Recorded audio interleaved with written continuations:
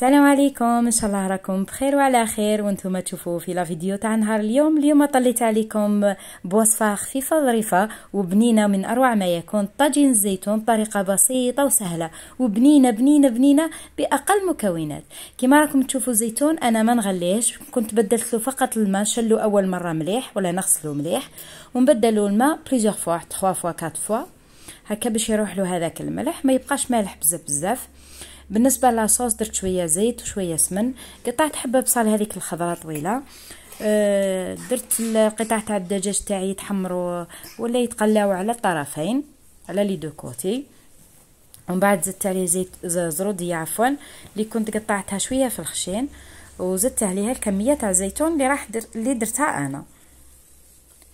نقلبوا المكونات مع بعضهم مليح.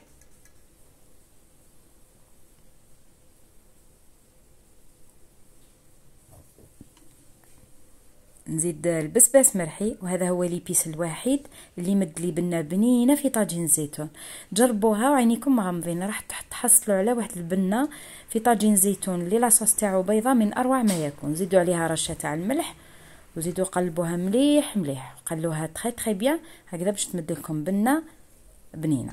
فوالا قلبوها مليح مليح، كل ما تقلوا الماكله تاعكم وما تقلقوش عليها كل ما تجيكم بنينه.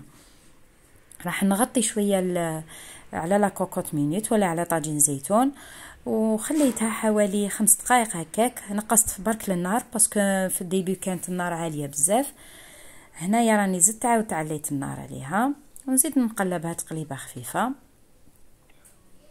ومن بعد راح نمرق بالماء السخون كيما عودتكم دائما في الوصفات تاوعي.